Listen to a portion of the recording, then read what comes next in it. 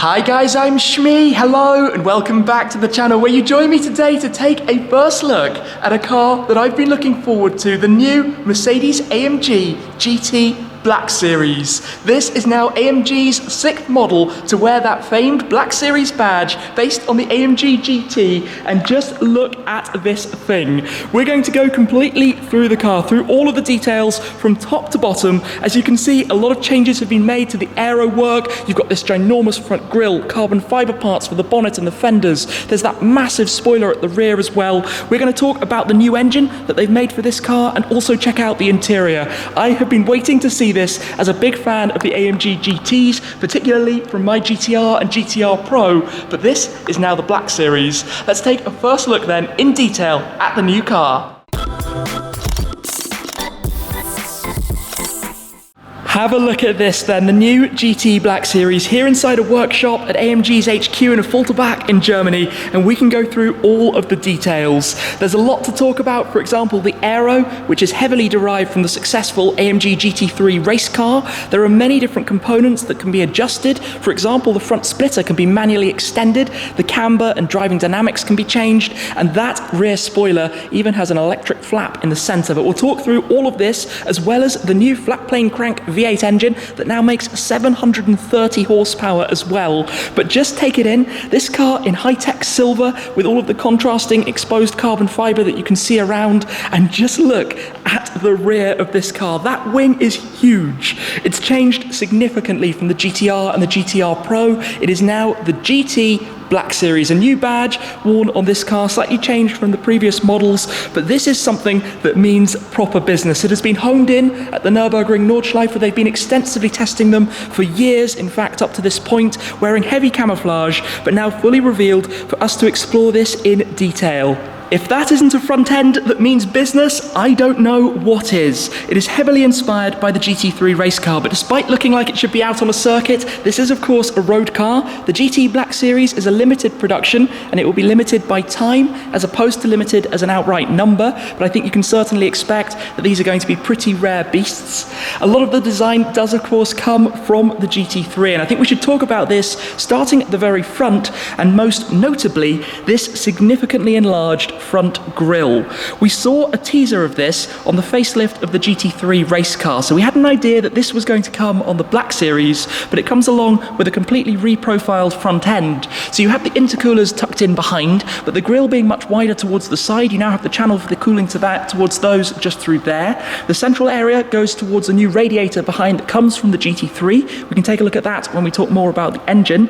And then around the front, you'll notice a lot of carbon fibre, the flics, these air curtains that take the air around the sides, and also this extended front splitter, which has two mechanically adjustable latches underneath, and you can pull it forwards by about 5 centimeters to have more downforce at the front in a race setting, not a setting to use out on the roads.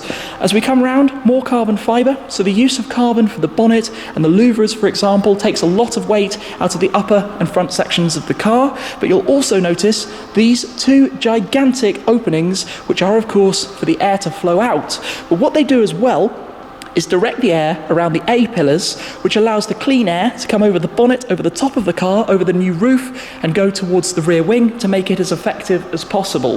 Of course, you have these in the exposed carbon, and you've also got these little gurney flaps which flick the air up, allowing the air to be extracted more efficiently from underneath there. Around to the side, you'll notice the louvres on this large body panel are now integrated. Those are to do with allowing the swelling air out of the wheel arches, which you will also spot are slightly larger than before. As we come around to the side, we've got a new V8 bi-turbo badge with the red outlines that you can see, and again these aero pieces, particularly with the side skirt, which is much wider than before, and even some openings towards the back of it as well. The rear arches wider still than the front, but as we come towards the back, this is where we have this gigantic rear wing. Now the boot lid itself, this piece, is actually painted gloss black but carbon fibre, with a new lightweight glass taking a lot of weight out of the upper sections. And as I mentioned, also the roof now has that indentation that lowered central section to do with helping the airflow come through towards the back and to this rear wing. It's a double layer. There's almost a lip on the boot lid itself. Then you've got this lower layer and the top, all of which can be adjusted. So you can see manually here, you can change it through a number of different tiers. You've also got the same for the top, but particularly cleverly, you have this flap inspired by the AMG ONE. This can electronically pivot up to 15 degrees to give the car more downforce at the rear. Now, absolute downforce figures aren't exactly quoted, but you can bet that this has a lot more than the GTR or the GTR Pro. That will change depending on the various different driving modes, or of course, you can press a button to lift it up should you prefer.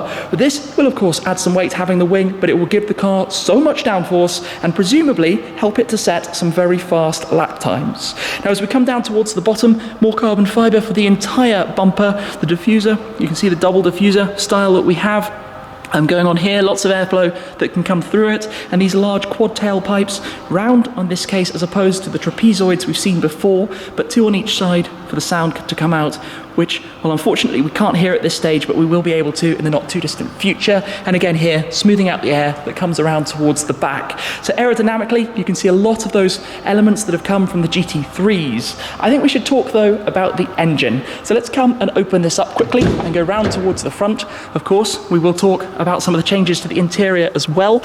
We need a double pull of the lever just down here and come round and take a look at this. Inside here then, we have the new engine, the M178BS. This though has a significant change from the previous engine found in the GTR and the GTR Pro, in that those were cross-plane crank engines. This is a flat plane crank with a dry sump. This engine produces 730 horsepower and 800 newton meters of torque, where the GTR was 585, so we're up 145 horsepower now, and the torque is up from 700 to 800 newton meters. That has required more strengthening to the gearbox, the 7-speed dual-clutch AMG speed shift, which all sends the power to the rear wheels, which, by the way, don't have rear-wheel steering. We'll go around that more in detail in a moment, but it allows the car to have adjustable camber and even further damper settings that you can manually adjust depending on the track, for example, that you might be driving it. Now, this will have quite a different sound profile. That's something we'll be able to hear, hopefully, in the not-too-distant future and hear exactly how it sounds. It revs up to 6,900 RPM in total, but it gives it a more sporty, more aggressive characteristic, which I imagine is going to be quite spectacular to drive. Now, also here, we've got a few changes to the cooling layout. We have the radiator set up as per the GT3, angled in the front, allowing the air to escape out through those openings in the bonnet. And of course, here you can see the full exposed carbon fibre underside that we have on that as well. Things have changed a little bit, but we still maintain having the black badge that represents the Black Series, AMG's one man, one engine philosophy, where one person builds the engine all the way down the production assembly line to create it before it then finds its way into a car, in this case the GT Black Series, which will continue to be assembled at the main plant in Sindelfingen here in Stuttgart in Germany. So this is going to be no doubt a pretty successful and spectacular power plant, but let's close this back down for the moment and continue around the outside of the car, where I want to talk a bit as well about the wheels and tyres. The wheel design, like that actually found on the SLS, of course they've been re-engineered, but most significantly now wearing Michelin Pilot Sport Cup 2 R tyres. The R now in a 335 wide profile, 20-inch at the rear, 19-inch at the front, very large, very wide tyres, perfect for the racetrack and setting ultimate lap times. And of course, as I've said, you can adjust it, you can change camber, you can change angles, there's adjustment in the ride height as well, all sorts of different things that can be changed. Obviously, we also have the AMG carbon ceramics as standard. Like on the Pro, we've got the black painted gloss black calipers with the white AMG carbon ceramic lettering over the top of them, where traditionally they used to be gold, but a special thing to have those in black against the satin black with the silver exterior pinstripe and AMG badge on the wheels themselves. No doubt some very sticky rubber that will give a great driving experience. We should also talk about the interior. In here, a few changes versus the GTR and the GTR Pro, starting with the door cards. To save some weight, these are made now fully from Dynamica. You've got that AMG logo with the orange perforation and the orange contrast stitch that you'll notice throughout. Things like the door pull, again, saving some weight, no door pockets or anything like like that. We have the bucket seats. In different regions, there'll be the performance seats as opposed to the buckets in the Americas, for example, but these with the Recaro badging worn on them, and of course, that orange stitch for the AMG logo. We've got the AMG performance steering wheel. Like with the facelift GTs, we have the digital dashboard cluster and a large screen in the center, which gives you the great AMG track pace setup as well to monitor track times and lap times and that kind of thing. What else do we have around here? Well, we've got the roll cage, the titanium cage, part of the track package, which would include the cage, the 4-point harnesses, and also a fire extinguisher, which does add 2 kilos, but that's pretty unimportant in the grand scheme of safety when you're out on the racetrack. Inside, we can't start it up yet. The button would just be here, but we do have these displays. In fact, we can wake it up just in terms of the ignition. So 1 press to wake, 1 press for power. You've got these controls for your AMG Dynamics, for your cameras, for your driving modes to go through comfort, up to Sport Plus, up to race, or if you press it, you can go into individual. You've got the illuminated controls here for your different settings. We've got adaptive dampers, so you can change those now through the configuration, unlike the Pro, which was only a mechanically adjustable damper feel. You've got the 9-stage AMG traction control, the yellow toggle in the center, which launched back with the AMG GTR, just like the GT3 car, where you can adjust the dynamics of the traction control. Let's just turn that back off for a moment, because I also want to show you into the boot. So let's open this up, which is, again, fully carbon fiber, painted gloss black. But underneath here, you can see the exposed carbon. But what's really interesting, because of how much downforce this rear wing has, it needs some directly mounted to the chassis components for the boot lid to sit down to actually hold the car in place. I haven't quite seen that before, but I was wondering what those were. They are a very, very critical part in making the most of the downforce that this car has. And when you see that wing up there in the air, that is definitely quite a large piece. Grab it by the wing supports up here to close it back down. To then have a better look at the rear of this car, how menacing is that? The wing sits so tall, it is almost up to the roofline, and obviously the taller a wing is, the better or cleaner the air is up high, and the more effectively it can be used. But combine that with this aggressive diffuser, the quad tailpipes, and you have something pretty serious. It's actually also going to be offered in a new color, AMG Magma Beam, which is a satin metallic orange. I'm looking forward to seeing one in that color, but this is in high-tech silver, which offers all the contrasts with this exposed carbon. Now, one thing I did want to show is opening up this front splitter, which I'll pull out very quickly so you can see that. And as if by magic, that front splitter is now extended. You can see how it comes out directly from the carbon. It's about 5 centimeters longer, obviously giving more downforce towards the front, but making the car very low and not for road use. In fact, if we just have a quick look underneath, and of course the car has a very, very flat floor, you can just about see those 2 catches, which I've left down at the moment, that you release in order to pull that out. Something you could do, for example, at the side of the track. You can drive the car to the track, then you can extend the front splitter, and it will work in perfect harmony with the wing at the rear. Also, while we're here, you'll notice there's the camera here to help with parking, because no parking sensors, and at the end of the day, it is still a road car after all. But that grille, the Panamericana style grille that was first introduced on the AMG GTR itself. So I think it's fair to say that this is a pretty epic machine. I don't think I'd mentioned, but fairly obviously, the dual stripe that you have up the center of the seats, unique to the GT Black Series. 2-seat, hardcore, exciting car, and I cannot wait to get behind the wheel to experience one of these. As I mentioned, the Black Series no longer has the rear wheel steering that we found in the GTC, the GTR, and the GTR Pro. That's to save some weight by not having the components, also to allow the wider tyres, and I think it would change the driving dynamics as a result, that more sporty angle that they're going for with this car.